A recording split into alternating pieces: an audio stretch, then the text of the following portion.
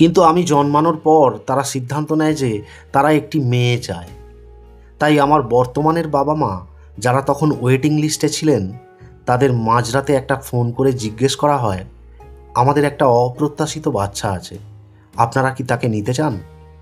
তারা বলল, অবশ্যই।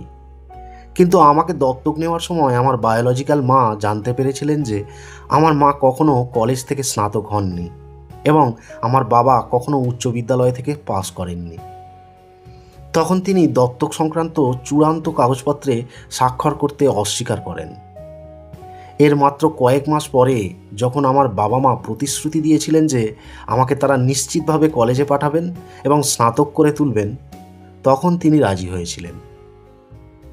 তারপর 17 বছর পরে আমি কলেজে গিয়েছিলাম, কিন্তু আমি নির্বোধভাবে স্ট্যানফোর্ডের মতোই ব্যয়বহুল একটা কলেজ বেছে নিয়েছিলাম, যেখানে আমার শ্রমজীবী বাবা মার সমস্ত সঞ্চয় আমার কলেজের টিউশনে ব্যয় করা হচ্ছিল। 6 মাস পরে এর মধ্যে কোনো ভ্যালু আমি দেখতে পাইনি।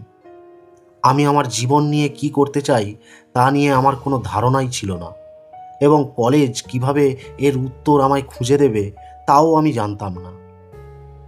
সেখানে আমি আমার বাবা মায়ের সারা জীবনের সঞ্চিত অর্থ ব্যয় করে যাচ্ছিলাম। তাই আমি ড্রপ আউট করার সিদ্ধান্ত নিই এবং বিশ্বাস করেছিলাম যে সব ঠিক হয়ে যাবে। এটা সেই সময়ে বেশ ভয়ঙ্কর ব্যাপার ছিল, কিন্তু আজ পিছনে ফিরে তাকালে এটা আমার নেওয়া সেরা সিদ্ধান্তগুলোর মধ্যে একটা ছিল।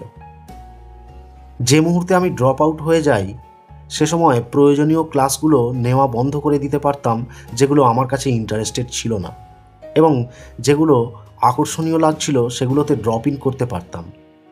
কিন্তু আমি কলেজ ছাড়লাম।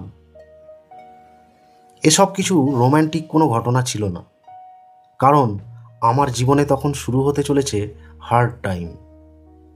আমার কোনো ডর্ম রুম ছিল না, তাই আমি বন্ধুদের ঘরের মেঝেতে ঘুমোতাম। খাবার কেনার জন্য রাস্তা থেকে খালি কোকের বোতল কুড়োতাম, সেগুলো জমা করলে 5 সেন্ট করে পেতাম। সপ্তাহে একদিন ভালো খাবার পাওয়ার জন্য প্রতি রবিবার রাতে হেঁটে যেতাম শহর থেকে 7 মাইল দূরে হরে কৃষ্ণ মন্দিরে। আমি এইসব পছন্দ করতাম, আর আমার কৌতূহল এবং অন্তর্দৃষ্টি অনুসরণ করে আমি যতবার হোঁচট খেয়েছি তার বেশিরভাগই পরে অমূল্য হয়ে উঠেছে। আপনাকে একটা উদাহরণ দিলে বুঝতে পারবেন। সেই সময়ে রিড কলেজে সম্ভবত দেশের সেরা ক্যালিগ্রাফি শেখানো হতো। কলেজ ক্যাম্পাস জুড়ে প্রতিটি পোস্টার, প্রতিটি ড্রয়ারের প্রতিটি লেবেল সুন্দরভাবে